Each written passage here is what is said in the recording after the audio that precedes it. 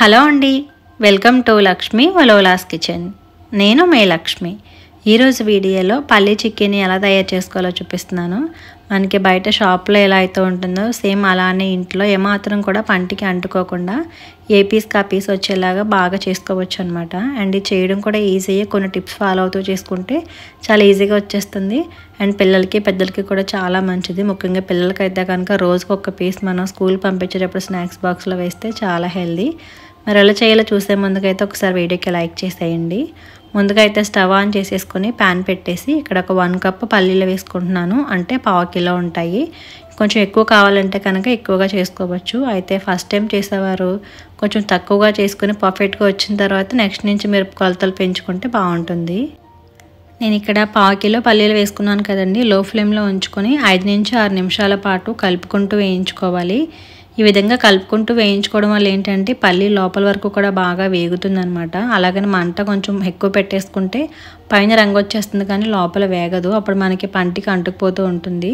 So ఒక 6 నిమిషాల పాటు వేయించుకున్న తర్వాత మనకి మంచిగా కలర్ కూడా చేంజ్ అవుతుంది. నేను చేతితో పట్టుకుంటే మనకి పైన పొట్టంతా కూడా ఈజీగా వచ్చేయాలి. అలా వచ్చేసినప్పుడు ఏంటంటే స్టవ్ ఆఫ్ చేసేసుకొని అన్నీ కూడా ఒక ప్లేట్లోకి తీసేసి వీటిని చల్లార్చుకోవాలి. పూర్తిగా చల్లారిన తర్వాత ఇంకా మనకి బాగా క్రిస్పీగా ఉంటే నోట్లో వేసుకొని చూసుకుంటే మీకు తెలుస్తుంది అనమాట. అండ్ ఈ విధంగా పొట్టు కూడా ఈజీగా వచ్చేస్తుంది.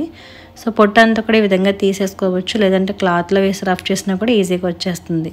చూస్తారు కదా, పొట్టు అంతా తీసేసి పప్పునైతే సపరేట్ చేసి రెడీ.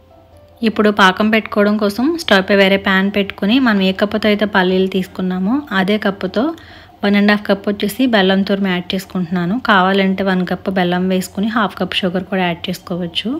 అలాగే ఒక 1/2 కప్ వచ్చేసి వాటర్ కూడా వేసుకుని హై ఫ్లేమ్లో ఉంచి మనం కలుపుకుంటూ ఉంటే బెల్లం అనేది మనకి కరుగుతూ ఉంటుందన్నమాట. బెల్లం అంతా కూడా పూర్తిగా కరిగిన తర్వాత మీడియం ఫ్లేమ్లో పెట్టేసుకుని అయితే ఈ పాకాన్ని దగ్గర పడనివ్వాలి. వాటర్ ఎక్కువగా వేసుకుంటే పాకం రావడానికి చాలా టైం పట్టేస్తుంది. అందుకోసం తక్కువగా వేసుకోవాలి. మనకి ఇంచుమించు 2-3 నిమిషాల పాటు మరిగిన తర్వాత కొంచెం చిక్కబడే విధంగా నురగల్లాగా వస్తుందన్నమాట. చూపిస్తున్నాను చూడండి. అప్పుడు ఇందులోకి ఒక 1/2 టీ స్పూన్ వరకు ఇలాచీ పౌడర్ వేసుకొని మొత్తం అంతా కూడా మిక్స్ చేసేసుకొని మళ్ళీ ఇంకొక 2 మినిట్స్ పాటు కలుపుకుంటూ దగ్గర పడనివ్వాలి. ఇలా దగ్గర పడిన తర్వాత ఒక బౌల్లోకి కొంచెం వాటర్ తీసుకొని పాకం వేసి చూసుకోవాలి కరెక్ట్గా వచ్చిందా లేదా అనేది. అయితే మనకి ఇక్కడ ఇంకొంచెం సాగుతున్నట్టుంది. అందుకోసం అది మళ్ళీ పాకంలో వేసేసుకొని మళ్ళీ ఇంకొక 2 నిమిషాల పాటు దగ్గర పడిన తర్వాత చెక్ చేసుకుంటున్నాను. కొంచెం పాకం వేసుకొని మనకి చేతితో పట్టుకుని ఇలా కొడితే టంగుమని సౌండ్ రావాలి. లేదంటే ఇక్కడ చూపిస్తున్న విధంగా బ్రేక్ అయిపోవాలన్నమాట. ఇలా బ్రేక్ అయితే ఏంటంటే మనకి పల్లి పట్టి తిన్నప్పుడు కూడా బ్రేక్ అవుతూ మనకి ఆ పంటికి అంటుకోకుండా వస్తుంది. అండ్ పాకంకు చూసారు కదా, కలర్ కూడా చేంజ్ అయిపోయింది.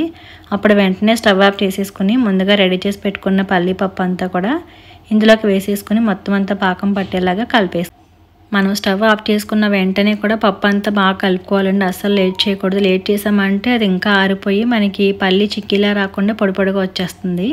అండ్ ముందుగానే ఒక బటర్ పేపర్కి గీ అప్లై చేసి పెట్టుకున్నాను. దానిపైకి ట్రాన్స్ఫర్ చేసుకున్నాను. లేదంటే ఏదన్నా ప్లేట్ పై కూడా వేసేసుకోవచ్చు అనమాట. ఇప్పుడు దీన్ని కొంచెం స్ప్రెడ్ చేసుకోవడం కోసం మనం చపాతీ చేసుకున్న రోలర్కి గీ అప్లై చేసుకుని ఈ విధంగా లైట్గా ప్రెస్ చేస్తూ ఉంటే పలుచగా వస్తుంది.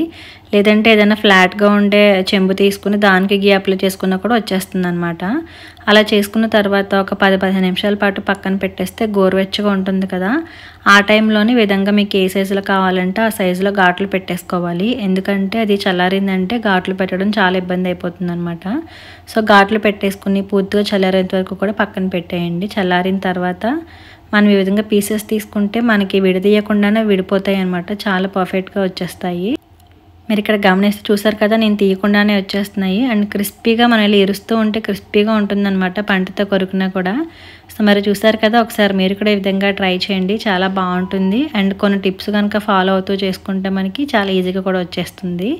మరి ఒకసారి మీరు కూడా ఈ విధంగా ట్రై చేసి మీ ఇంట్లో వాళ్ళకైతే టేస్ట్ చూపించండి. అలాగే ఈ వీడియో కనుక నచ్చితే వీడియోకి లైక్ చేసి మీ ఫ్రెండ్స్కి కూడా షేర్ చేయండి. మరి ఫస్ట్ టైం కనుక ఛానల్ చూస్తున్నవారైతే కనుక please like, share and subscribe to Lakshmi Valolas Kitchen. Thank you for watching.